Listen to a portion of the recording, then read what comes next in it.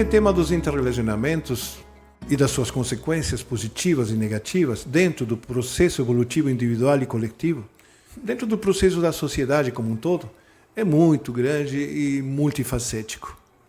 E corremos o risco de deixar fora assuntos importantes para uma boa reflexão.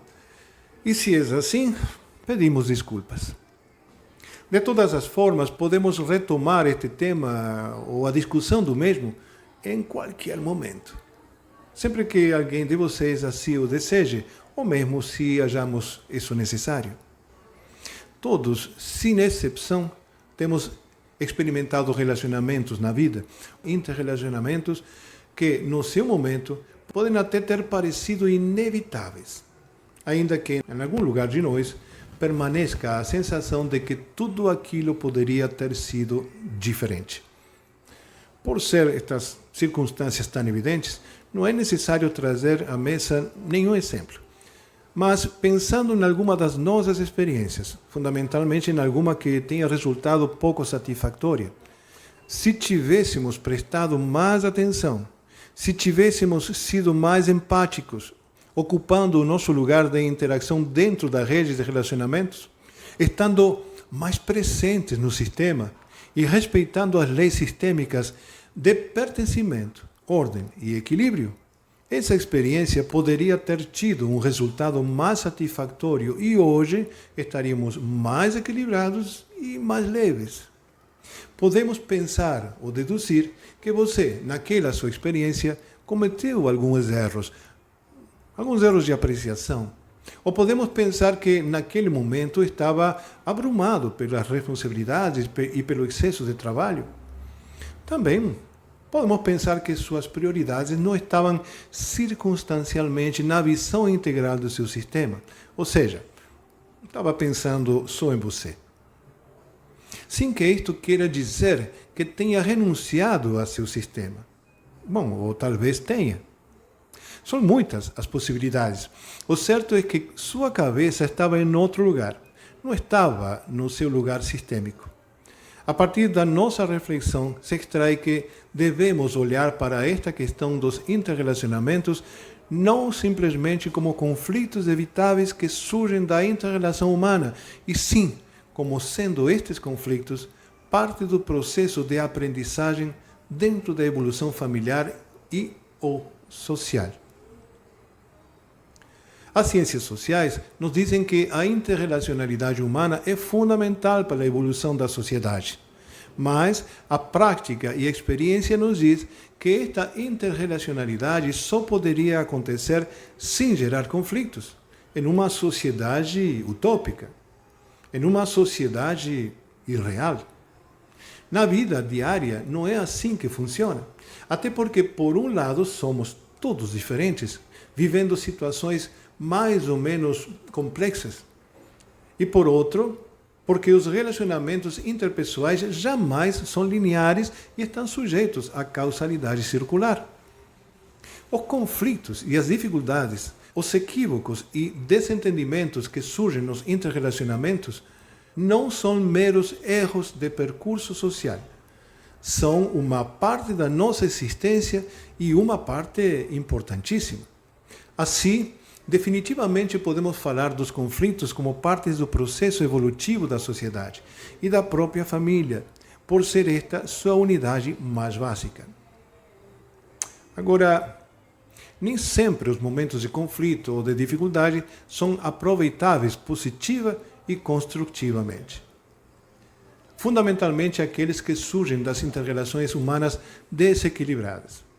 Se lemos o jornal, assistimos o noticiário, se mergulhamos nos livros de história, vamos a verificar como os erros de comunicação, como os malos entendidos, como o dito que não era o que deveria ter sido dito, como interrelacionamentos sociais e pessoais defeituosos têm nos levado a situações que vão desde brigas de matrimônio, desentendimentos entre irmãos, fracassos nos negócios e até tragédias medidas em perda de vida de uma ou de várias pessoas e até milhares delas.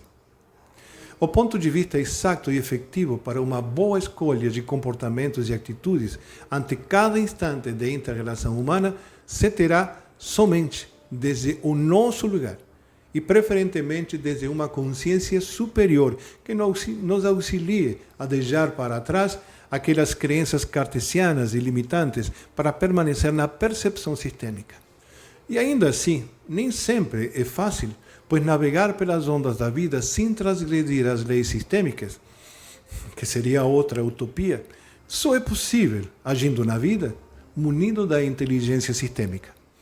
E para isso, temos que ter bem incluídas no nosso pensar e nosso agir natural as formas e dinâmicas dos interrelacionamentos saudáveis e integrativos que também se explicam através da teoria geral dos sistemas e na filosofia sistêmica de Bert Hellinger.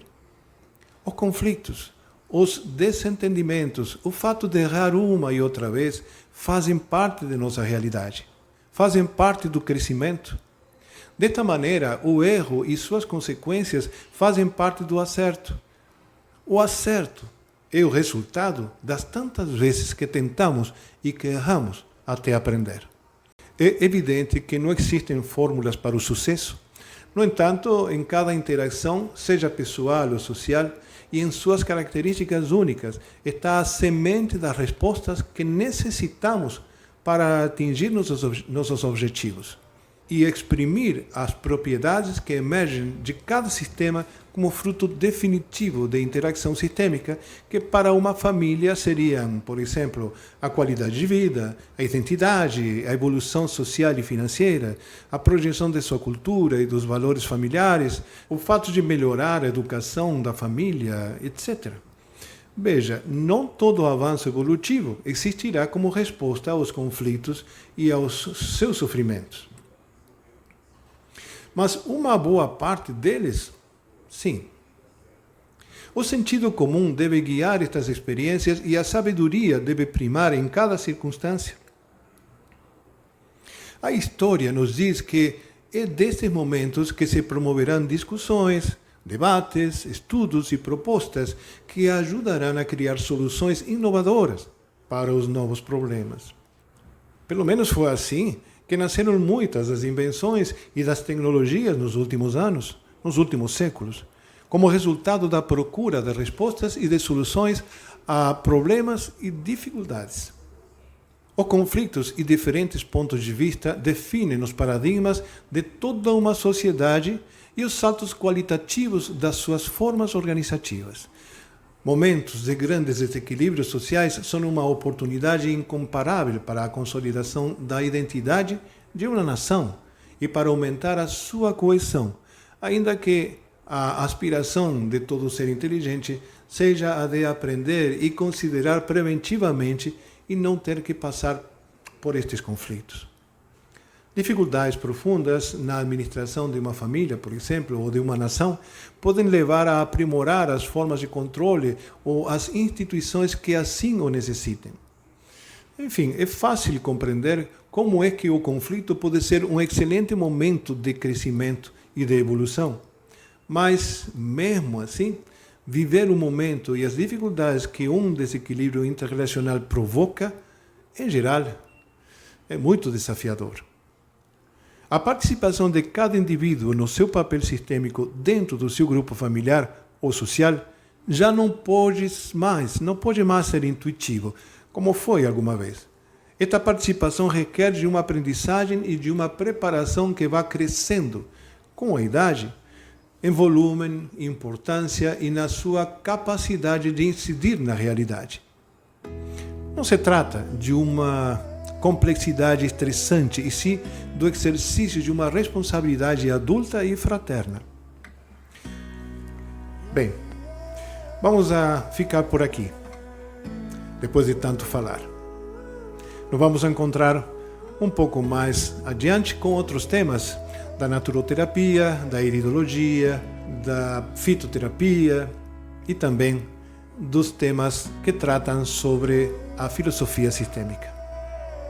Um grande abraço a todos, muita luz, até breve.